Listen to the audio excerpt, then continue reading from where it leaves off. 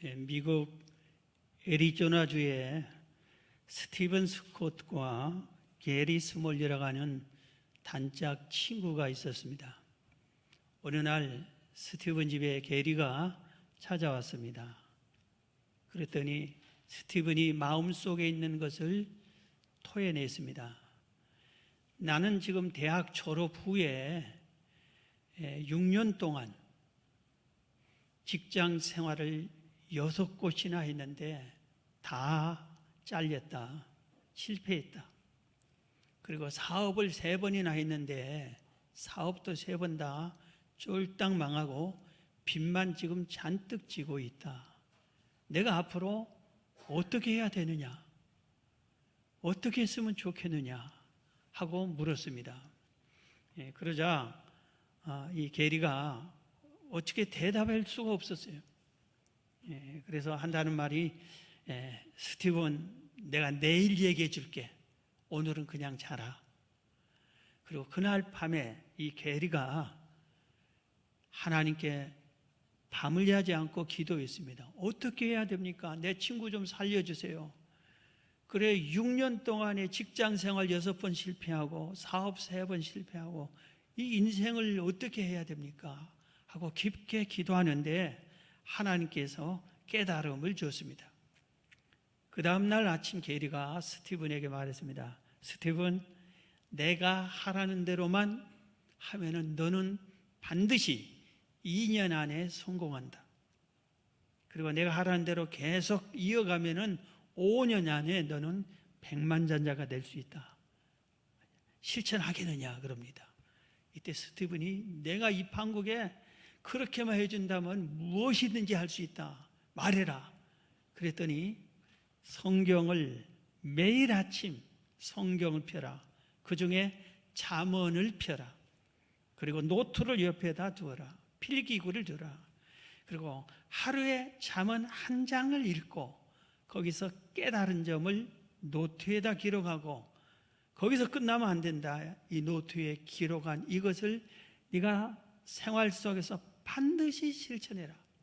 그 다음날 잠언 2장을 읽고 깨달은 것을 기록해 놓고 그것을 반드시 실천해라.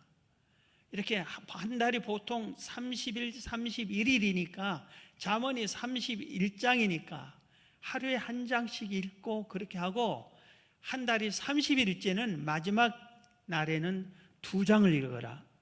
그리고 그대로 실천을 해라.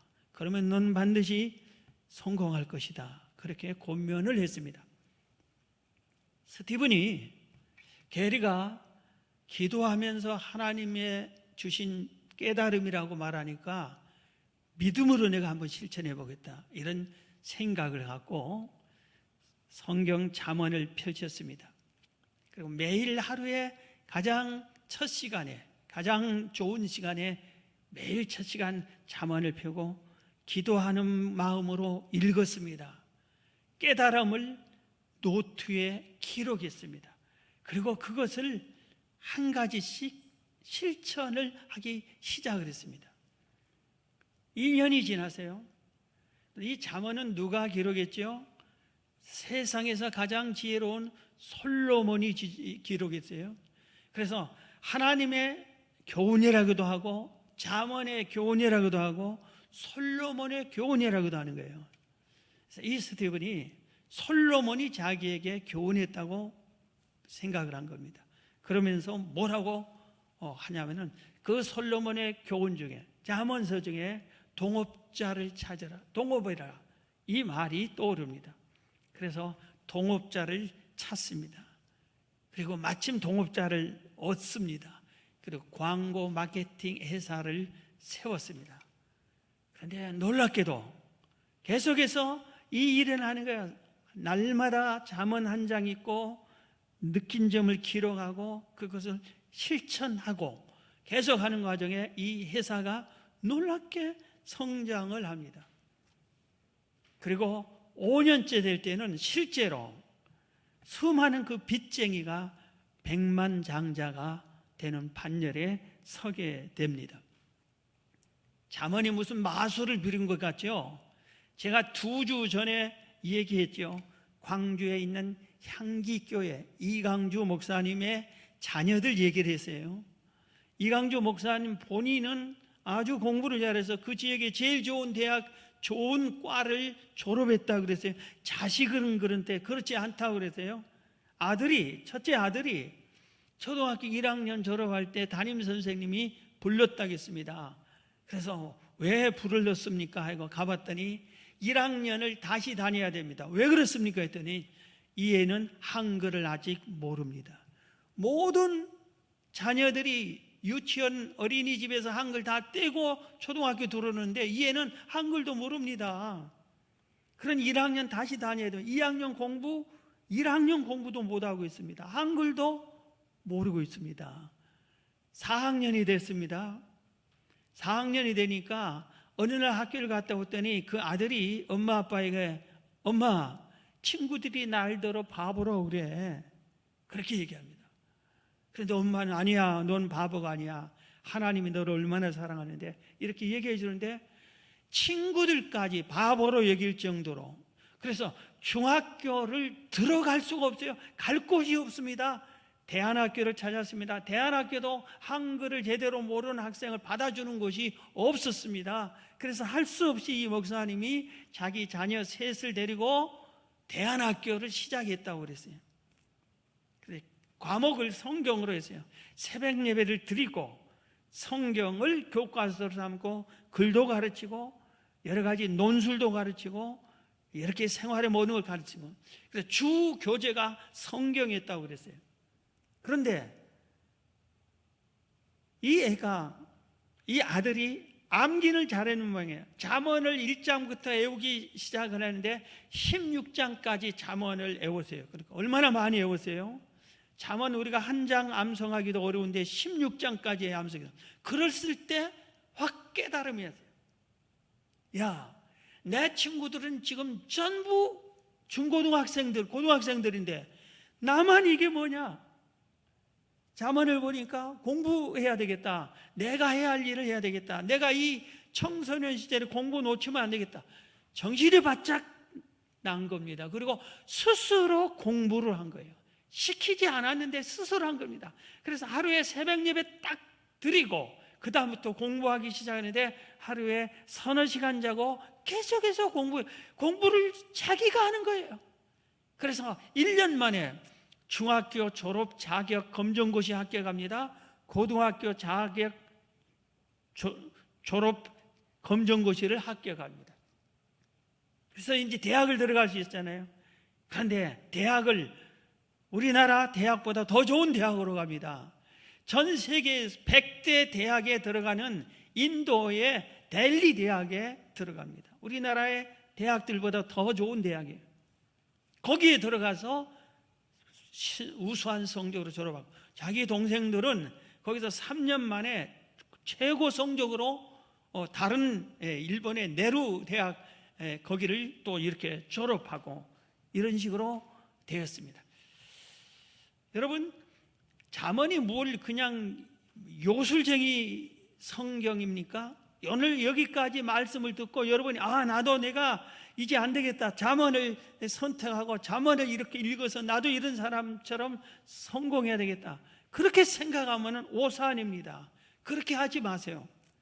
그게 아니라 내가 정말 지금까지 사는 것을 다시 점검하고 이렇게 살아서는 안 되겠다. 나도 내 인생을 좀 변화 있게 바르게 새롭게 실패하지 않고 성공적으로 보람되게 살겠다. 이렇게 할 때 하나님의 말씀을 붙잡는 겁니다. 그 중에 오늘 말씀처럼 잠언을 붙잡는 것. 잠언은 다른 성경과 달리 모든 성경 다 구원 사역에 필요한 성경입니다. 그런데 잠언도 마찬가지예요. 여호와를 경외하라. 이것이 지식의 근본이다. 지혜의 근본이다. 이것이 주 요절의 말씀인데 잠언의 모든 대부분의 내용은 생활 속의 삶의 지혜를 가르쳐주고 있어요. 이 세상의 삶을 살아가는데 어떻게 지혜롭게 살아가느냐.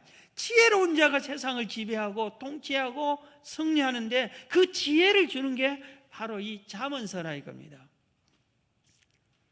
그래서 나도 이 잠언서를 봐야 되겠다. 이런 자세를 가져야 됩니다. 이 스티븐이 나중에 자기가 잠언을 통해서 이렇게 인생이 변화된 것을 내가 이대로 나만 가지고 있어서는 안 되겠다. 그리고 이 깨달은 노트를 정리해 가지고 책을 하나 냈습니다. 삐끗한 인생 바로 되돌리기. 삐끗한 인생 되돌리기. 이거 우리나라 번역된 책 제목입니다. 그가 쓴 이 책도 전 세계에 베스트셀러가 됐어요. 그 책에 보면은 자기만 그런 게 아니라 소개합니다. 미국의 초대 대통령 조지 워싱턴, 토마스 제퍼슨, 에브럼 링컨 대통령, 이런 사람들이 잠언을 가까이 하고 잠언을 실천해서 이렇게 훌륭한 대통령이 됐다.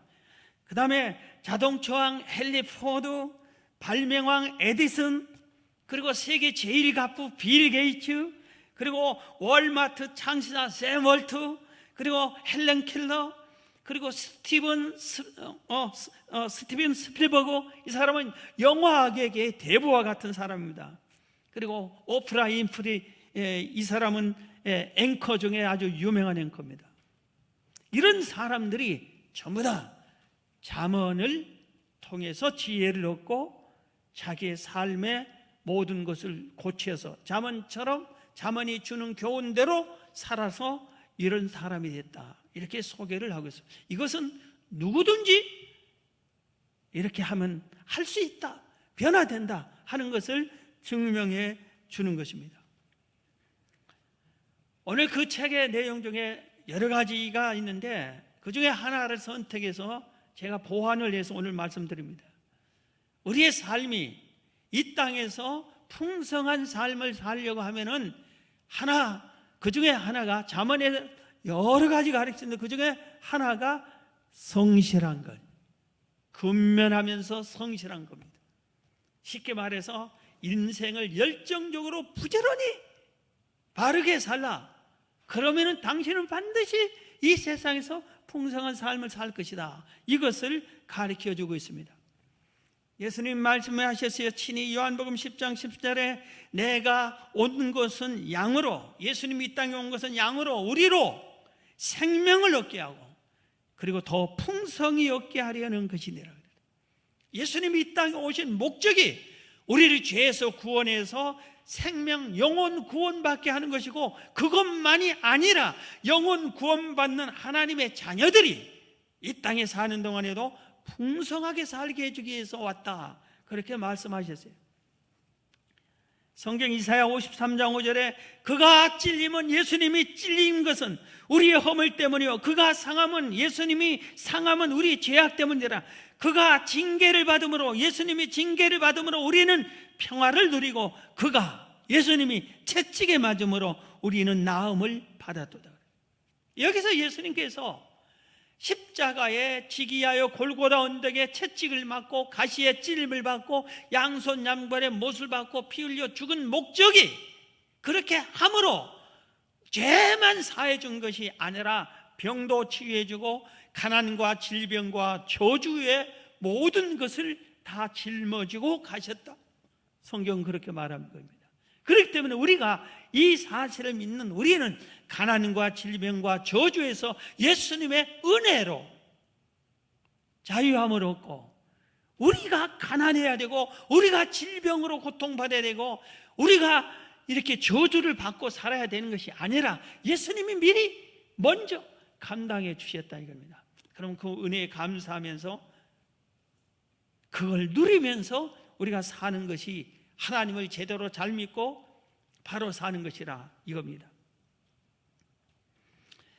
세상을 살 때 우리는 짧게 보고 앞만 보고 현재 부딪히는 일만 보고 살아서는 안 됩니다. 지금 무슨 일이 터졌어요. 그런데 이걸 내가 거짓말 한 번만 하면은 위기가 넘어가 아무 일 없는 것처럼 돼. 그러면은 거짓말 해버리면은 아무 일 없이 넘어가겠죠. 그런데 어때요? 하나님은 그걸 보시고 우리 인생 삶의 기초가 썩어가는 겁니다. 내가 지금 거짓말해도 손해지만 내 미래를 위해서, 나는 바르게 살겠다. 정직하게 살겠다. 그리고 아무도 보지 않는데도 나는 성실하게 살겠다. 부지런하게 살겠다. 이럴 때 내 인생의 기초가 든든한 것인 겁니다. 우리의 삶이 하나님이 책임져 주시고 함께해 주는 것입니다. 지금 도쿄에서 세계 올림픽이 지금 열리고 있습니다. 누가 금메달을 따죠? 우리나라가 어제 금메달 하나, 동메달 2개 땄다고 그래요.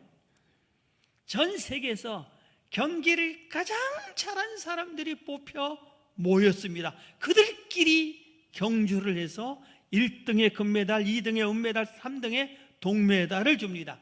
누가 메달을 따죠? 누가 땁니까? 이들 중에서 가장 성실한 사람, 준비를 가장 성실하게 한 사람, 연습을 가장 많이 한 사람이 메달을 따게 되는 겁니다.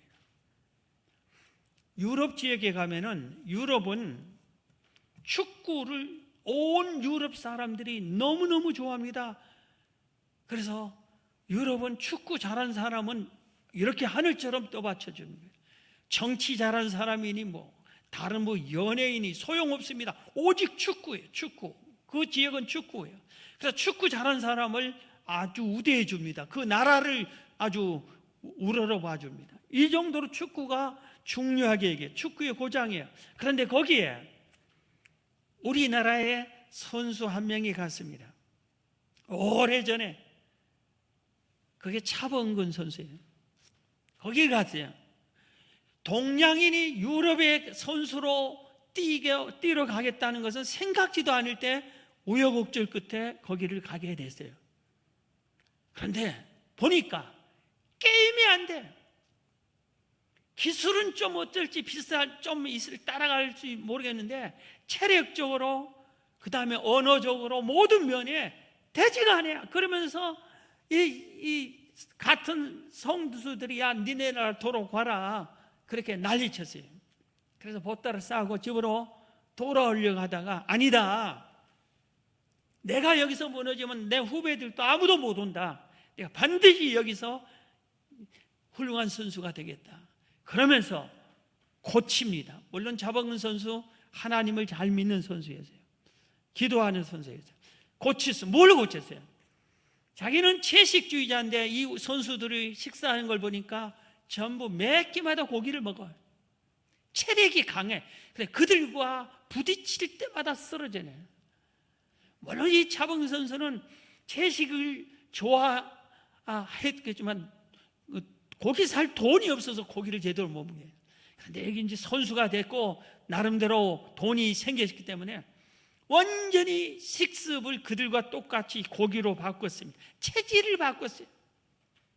그들이 연습하는 것보다 1시간 먼저 와서 연습했습니다. 그들이 연습 끝날 때보다 1시간 더 연습을 하고 갔습니다. 이렇게 세월이 흐르다 보니까 몸이 강해졌습니다. 그들과 뛰어도 지지 않았습니다. 부딪혀도 넘어지지 않았습니다. 그리고 연습을 더 했습니다. 그러다 보니 실력이 늘었습니다. 그러다 보니 그들보다 축구를 더 잘하게 됐습니다.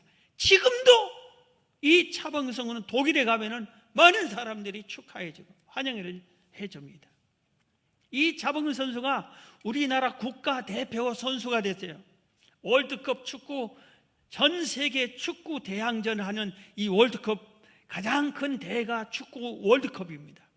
올림픽 축구보다 더 큰 게 월드컵입니다. 그런데 여기 국가대표 선수가 됐어요.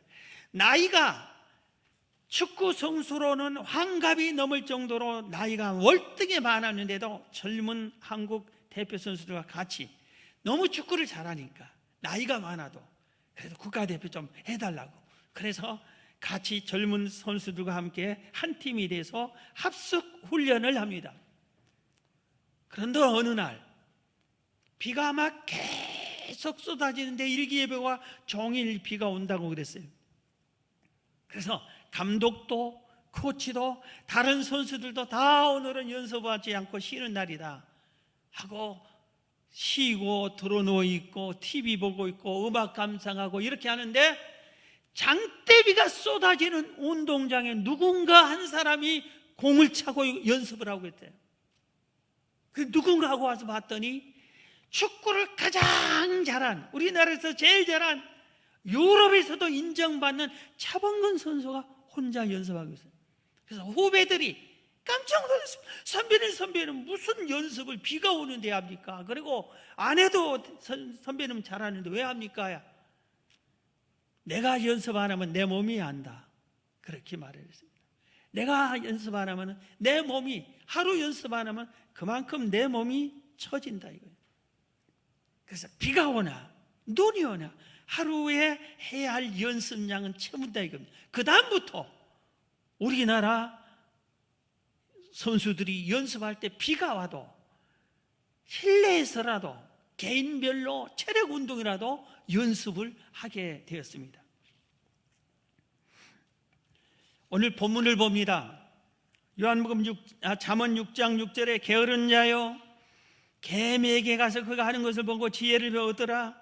개미는 두령도 없고 감독자도 없고 통치자도 없으되 먹을 것을 여름 동안에 예비하여 추수 때 양식을 모으니라 그랬어요. 곤충 중에 개미는 부지런한 왕, 성실한 왕으로 완전히 인정을 받았어요. 개미를. 근데 잠언서에 개미를 보고 오늘 뭐라고 그랬어요? 6절에 게으른 자여 개미에게 가서 그가 하는 것을 보고 지혜를 얻으라. 개미에게 가서 그것을 보고 지혜를 얻으라고 그랬잖아요. 여러분, 내가 성실해야 되겠다는 생각을 갖고 성실해야 이 세상을 바로 사는데 개미에 찾아간 적 있어요? 개미에게 보고 개미가 얼마나 부지런한지 관찰해 본 적 있어요? 저는 이 성경을 읽고 마음에 새겼다가 한번 개미를 제대로 관찰한 적이 있어요. 1시간 이상 관찰한 적이 있어요. 삼각산에서 기도하는데 넓은 바위 위에서 하는데 거기가 개미가 왔다 갔다 해요. 개미를 봤어요. 깨달은 점이에요. 모든 개미 중에서 쉬는 개미가 없습니다. 그늘에서 시원하게 어디 가서 그냥 노래 하나 부르고 그렇게 노는 개미가 없어요. 모든 개미는 단 한 마리도 어김없이 계속 움직입니다. 한 번도 쉬는 적이 없어요. 부지런해요. 성실해요. 먹이를 어디서 구했다? 자기보다 3배, 4배 큰 먹이를 끙끙거리고 끌고 갑니다.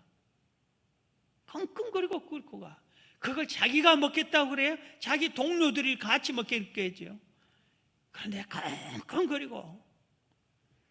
오늘 7절에 뭐라 그랬어요? 개미는 두령도 없고 감독자도 없고 통치자도 없다는데 맞습니다. 개미 중에 두목 개미가 있어서 전부 다, 야, 너희들은 이리 가, 너희들은 저리 가, 너희들은 이것 날려. 감독이 없습니다. 그리고 지도하고 명령하는 사람이 없습니다. 너 일 잘했어 못해서 내가 지켜볼 거야, 이런 사람이 없습니다. 이런 개미가 없어요. 모두 다 일해. 모두 다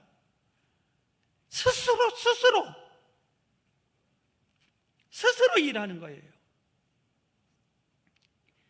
하나님이, 솔로몬이 왜 개미를 보고 지혜를 얻으라고 했을까? 너도 개미처럼 스스로 일해라. 누가 시키든 안 시키든 시킬 때만 하는 것이 아니라 스스로 하라 이겁니다. 스스로. 그럴 때 자기가 풍성한 삶으로 이어진다. 잠언에서 이렇게 가르쳐주고 있습니다.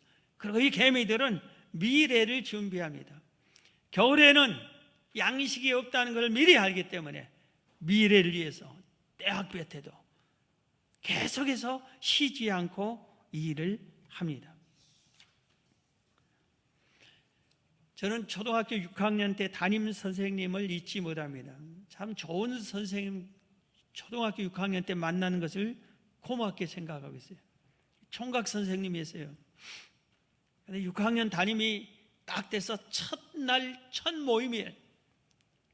우리 반들 애들이 한 70명 정도 돼요. 딱 쫙 모아내고 새로운 담임 선생님에서 딱 하는데, 야, 출석을 부르는데 1번부터 70번까지 다 외워버렸어요. 출석부 딱 덮어놓고 1번 누구, 2번 누구, 3번 누구. 깜짝 놀랐어요. 출석부를 다 외웠어요. 그냥 부르는 겁니다. 그 다음에 우리 학교에서 1등 나자, 이번 중학교에 우리 반에서 수석 나오게 하자, 그런 말 한마디도 않습니다. 이야기를 해줘야죠. 내가 아는 학생 한 명이 있었다. 그런데 이 학생은 공부를 해도 언제나 2등만 된다. 아무리 공부를 열심히 해도 2등, 1등을 해본 적이 없다. 그래서 이 2등짜리가 이래서는 안 되겠다. 내가 한번 1등 해야지 하고, 도대체 1등 저 녀석이 어떻게 공부하냐고 살피기 시작을 했어요.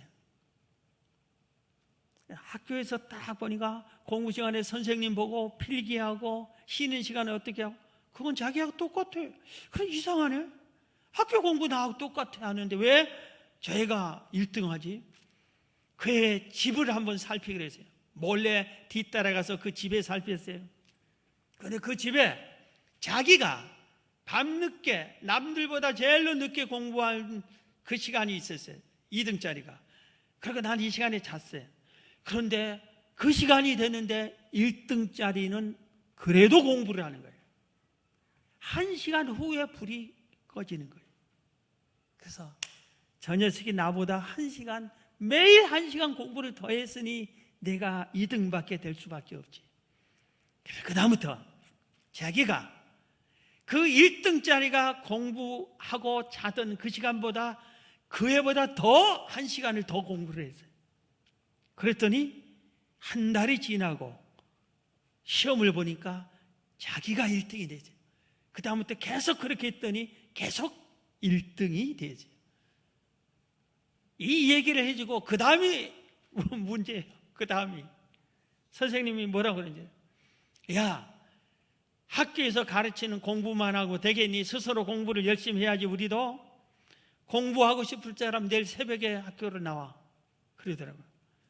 그래서 시골에 교회 종소리가 새벽 4시 반에, 4시에 새벽 예배 드려요. 시골에 땡땡 치면은 우리들이, 친구들이 촛불을 하나씩 들고 학교를 가죠. 그리고 촛불을 켜놓고, 전기불이 없으니까 그 학교에 촛불을 켜놓고 공부를 합니다. 그러면 선생님이 기다렸다가 너희들 공부하라거나 공부시켜놓고, 선생님은 학교 큰 뒷산에 매일 등산을 갔다 와요.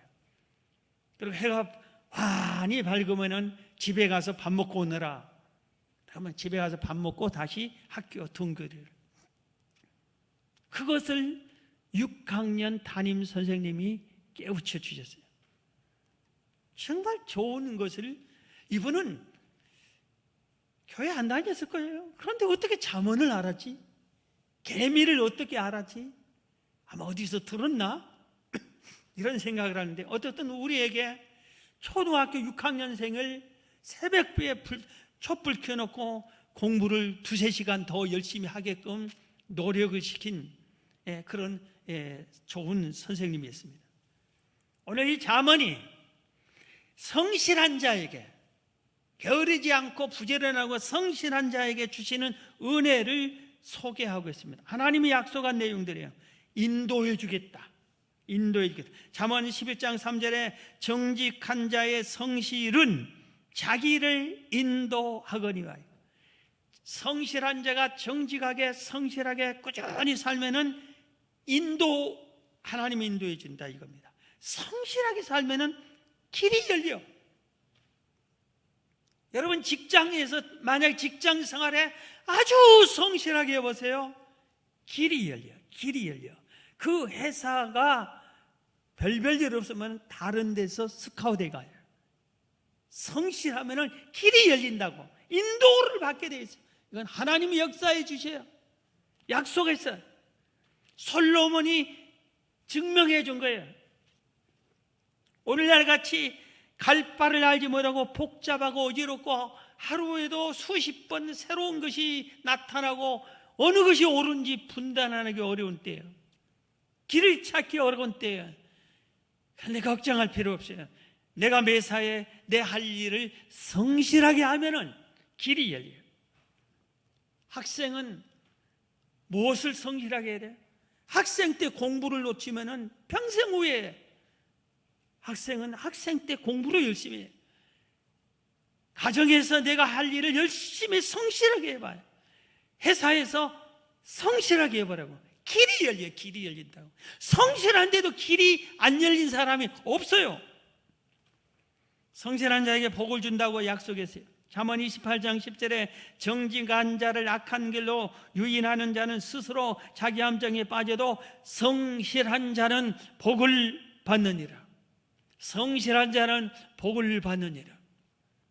어머니 이렇게 성실한 자에게는 누가 도와준지 모르게 복이 임하고 길이 열리고 축복이 자기의 수중에 나타나게 되어 있습니다.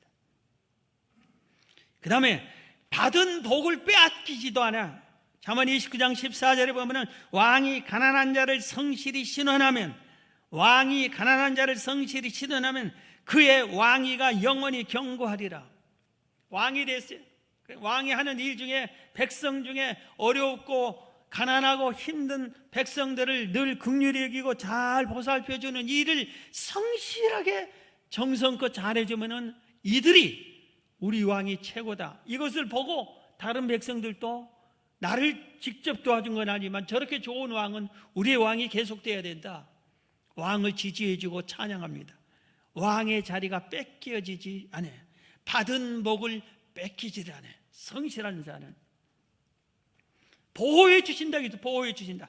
시편 31편 23절에 너희 모든 성도들아 여호와를 사랑하라. 여호와께서 진실한 자를 보호하시고 진실한 자를 보호하신다 했는데 이 성경 바로 앞에 개역 성경에는 성실한 자를 보호하시고 진실한 자, 성실한 자 의미가 같다 이겁니다. 성실한 자를 하나님이 보호해 주신다. 하나님이 보호해 주셔요. 그리고 재물이 점점 늘어나게 성공하고 또 성공하고 성공하게 해준다 이 말입니다.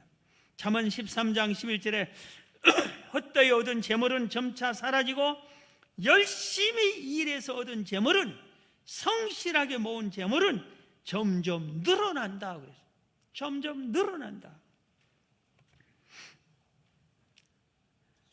그런데 반대로 성실하지 못한 자, 게으른 자 하나님께서 이렇게 징계한다고 그랬습니다. 여러분 누가 게으른 자예요? 해야 할 일을 하지 않는 사람이 게으른 자예요. 해야 할 일을 하지 않는 사람. 누가 게으른 자예요? 하지 않아야 할 일만 열심히 하는 사람이에요. 하지 않아야 할 일을 열심히 해요. 해야 할 일을 않고 하지 말아야 할 일은 또 열심히 하고 이런 사람은 미련하면서 게으른 자예요. 성실하지 못한 자에게 게으른 자에게는 무슨 일이 생기냐? 오늘 본문입니다. 잠언 6장 10절 좀 더 자자 좀 더 졸자 손을 모으고 좀 더 누워있자 하면은 내 빈궁이 가난이 강도가 쪼면 내 곰핍이 가난이 군사같이 이르리라.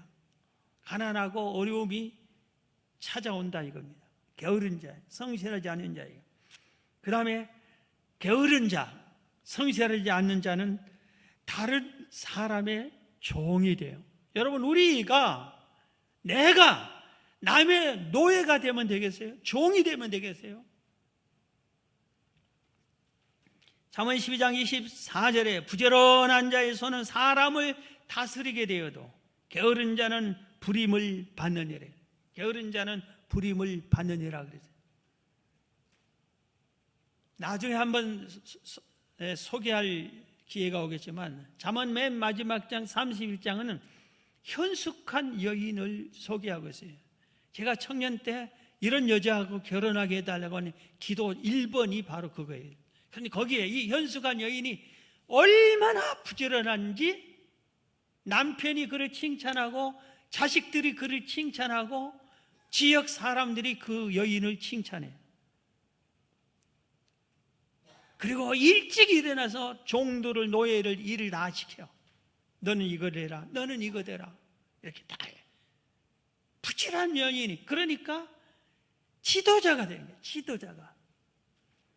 게으르면은 남편한테 구박받고 자식들에게 엄마가 왜 이거 안 해주어서 이렇게 맨날 소리 듣고, 사람들한테 야 너 우리 여태 오지도 마라, 곁에 오지도 마라, 너 때문에 우리 팀이 망한다, 버림받겠지요.